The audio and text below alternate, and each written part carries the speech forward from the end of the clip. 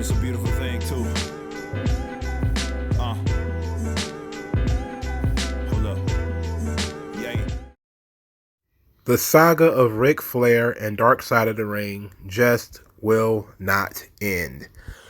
So, Ric Flair decided on Monday to post a response to the Dark Side of the Ring piece. There's also been a lot of blowback from other media on the Dark Side of the Ring piece. There's also been some allegations about Heidi Doyle. We'll get into all of that here because I'm kind of obligated to do so. All right, so let's go to Ric Flair's response first.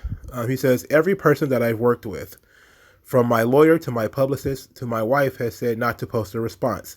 But I've never run from past behaviors before, and I'm not going to start now. I want to clarify a few things. About 4 years ago, I gave ESPN full access to my life for a 30 for 30 special. They covered taxes, financial issues, adultery, divorces, the passing of my child, my drinking and partying at length. Rory Kampf, desperate to matter for another 15 minutes, did an interview about it this morning. When Rory's lips are moving, he's typically lying. But one part of what he said was the God's honest truth. I never heard that he had forced someone to touch his genitals, Kampf admitted. Everything with Rick that has been construed as negative, I tried to address in the 30 for 30. His drinking, his philandering, his adultery, his money problems. There's quite a bit, but never, at least in the people that I spoke to, no one ever brought up that he would force himself on somebody. I allowed my personal life and the lives of my wife and children to be turned upside down for one reason. Whether it's good or bad, even the really bad, the truth has to matter, even in wrestling. My issues have been well documented over my 40-plus year career. The impact of drinking too much, which nearly killed me 5 years ago, has been told time and time again. The reason Rory, or anyone else for that matter, never heard stories of me forcing myself on anyone is simple. It never happened. So he continued in another clarification on this matter. Quote, to clarify, the helicopter, as it is called, is accurate. I wish I could blame it on youth, but it was a case of drinking too much and being inappropriate, and I apologize for that, and have countless times over the years. I made some bad decisions during dark periods in my life, and it is something that I spent a significant part of years I was given by the doctors in 2017 trying to make it right. I condemn sexual assault in any way, shape, or fashion. I could and have written books, as have others that have covered my transgressions. I've made some terrible decisions, but I've never forced myself on anyone in any way, period. All right. So that's the side of Ric Flair. He did not do it. It didn't come up in the 30 for 30 because he did not do it. Now, of course, there's a lot of people who are going to say, well, the 30 for 30, they could have covered it up. Here's the thing about, saying ESPN covered it up. The lawsuit is publicly available. It's been on Smoking Gun for 17 years. The Smoking Gun website has had the lawsuit, which you can read in full, all 7 pages. It has been there for at least 10 years. Because Smoking Gun is an old site. And if you, and let's say so they would have had to not been looking for the lawsuit in order to not find it. Also, the situation that really makes this documentary different from the 30 for 30 and the other things that have talked about this is the fact that Heidi Doyle is actually in it. And she's giving her side of the story, and she's made to look very, very, very sympathetic as just a woman who was trying to do her job. Around a bunch of crazy jocks who are entitled, who are grabbing women, trying to kiss them, singing into the PA system. They're fighting. They're doing all kind of crazy stuff. They got syringes and whatever else they got there. And that's the story. The story is she's a normal person who walks into an abnormal situation with a bunch of rowdy, dumb jocks. And the rowdiest, dumbest of them all is Ric Flair. That's the story, right? And Ric Flair was not, he didn't do Dark Side of the Ring. I wouldn't think he would have done it, even if he wasn't under contract to WWE at the time. So I'm guessing that's why he was probably not even asked to participate in the plane ride from hell, because he was under contract to WWE at the time. Which I'm pretty sure he wouldn't have wanted to talk about. The lawsuit in and of itself is not proof of guilt, even though, because, there's a lot of stuff that took place around that whole ordeal that is stuff that, the company would rather get away from. But I don't see settlements as proof of guilt. Most people just don't have any, there's just no benefit to them fighting the lawsuit. There's no benefit to WWE for them to stretch out that lawsuit. It's better for the business if they just give the girls whatever they want and they go away. It's better for the company that they work for, SportsJet, if they just give them whatever they want and they go away. And, that's usually how these situations are settled. It's not an admission of guilt. It is an expediency issue. It's easier to deal with by just giving people the money that they want and telling them to go away. In this situation, do I believe Ric Flair? I don't know, man.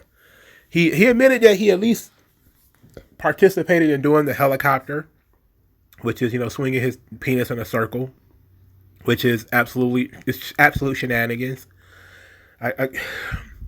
There's just been so many stories of Ric Flair doing that it is completely believable that he did it on that plane, But what he's specifically saying is, I did not force myself onto anyone or force anyone to touch me. That's that part of it is the part I think that bothers most people. But he's just basically saying, maybe I did get naked and not wear anything under my robe and dance around, the airplane. It's still wildly inappropriate, which he admitted to. But I don't really want to. It's nonsense, man. Of course, he's always denied the allegations, so this was not going to be anything different. So the fallout of this is that CarShield supposedly put a pause on his commercials, despite the fact that there was still a CarShield commercial that appeared during Raw. He lost New York Comic Con, which was supposed to host him. WWE shop took up the merchandise from him off the website. Of course, the WWE Storytime episode that features a different situation of Ric Flair with flight attendants was taken down. A lot of people have gone on and said, "Oh, WWE, they did a joke on the plane ride from hell," which I don't believe was the case. I think it was a WWE Storytime about a different flight. This is what I said before in my previous video. There's people conflating issues, right? It was a different thing. So he's taking a lot of L's. A lot of people are, not wanting to be bothered with Ric Flair right now. They putting him in the chill corner. Who knows how long this will last? Ric Flair is 70 something. It's, if he was to be blacklisted from WWE for several years, let's say, then, those could be his final years in the business. With no merchandise money coming in, with no public appearances he can make, what is he going to do? He's not some 35-year-old wrestler who in a couple of years he can work indie shows or something like that. This is a complete canceling of his income. He can't do public appearances. He can't do anything. As for somebody who has financial problems like Ric Flair usually does, this is a completely a crushing aspect. And yeah, he could borrow money from Conrad or borrow money from Andrade or whatever, sure. But people want to be able to make their own money, especially in their older age. They want to be able to take care of themselves. And you're going to have this old guy who's going to be sitting in the house, can't do anything. Because anytime he goes outside, he's Ric Flair. And if people he go outside and people see him, all of a sudden, he's a sexual assault guy. So it's a completely different ball game during this whole ordeal. Now, I did see that some people have said, why are we all of a sudden overreacting to Ric Flair when, Mike Tyson, convicted rapist, was at WrestleMania 14. Mike Tyson has made numerous appearances on both WWE TV and AEW TV, and he was convicted of rape, and he's aggressive. He's also been, he's gone on television and discussed his domestic violence issues with him smacking around Robin Givens, his first wife. Why are we now, talking about, and then the actual behavior of Mike Tyson with the biting and the cursing and him calling people names and all kinds of stuff. And I say, like, you have to, I think that's a good point. It's a good point to say, like, we shouldn't have guys like Mike Tyson floating around if we're going to cancel Ric Flair for potentially doing something that, may or may not have happened. But the same thing can be said about Mike Tyson's rape case. Did that really happen? Or was people buying into Mike Tyson's persona as being a very angry and very aggressive man? Like, we knew before he was convicted of rape that he was a domestic abuser. That was something that he and his wife had both gone on television and talked about. And what people don't realize is the Ric Flair persona has done as much damage to this situation as anything Ric Flair has said and done previously. And what I mean by that is the Ric Flair persona is one of a playboy who goes too far, who's always wheeling and dealing, kiss stealing, and all that kind of stuff. And people like, Ric Flair lived the gimmick. Ric Flair lived the gimmick. So if you hear Ric Flair stripped naked and was dancing on a flight attendant and she got, freaked out, people are more likely to believe it because they say, well, I've heard these stories before and that's the gimmick. And Ric Flair lives his gimmick. And that's kind of how it is, But I don't think we'll ever get the unvarnished truth about what took place. I'm not. Am I going to be one that's going to say 30 for 30 lied and that they covered up that there was a sexual assault?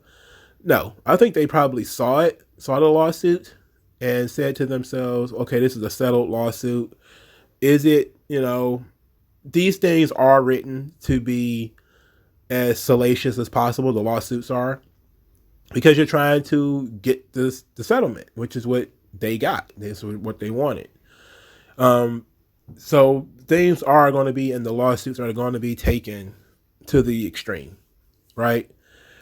So that should be taken into account. Now, the final thing to discuss here is that Heidi Doyle is involved in jewelry theft, which apparently is true because I looked it up. Apparently, 12 years after the plane ride from hell, her and another gentleman was involved with jewelry theft. This would have been 5 years ago, so 2016. I don't know if she went to prison for it or not. I didn't do that much detail into it. But it is true that Heidi Doyle, the woman who accused Ric Flair, was involved in jewelry theft. Is she the actual jewelry thief? Was she, providing a distraction or something like that? I could read the articles, but I choose not to throw dirt on this woman because the two things are not involved. All right. Now you could say it's a pattern of behavior that if she's willing to steal from jewelry stores, this could be a heist of a different kind.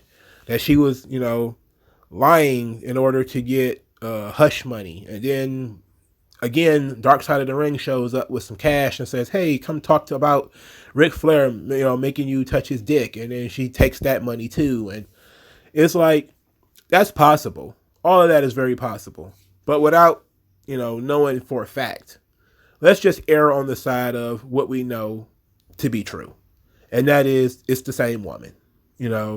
It's the Heidi Doyle that was involved with the jewelry theft. It's the same woman who accused Ric Flair of sexual assault 12 years before that occurred. So these things are not typically involved. Whatever money she might have gotten from the settlement was probably gone in 12 years.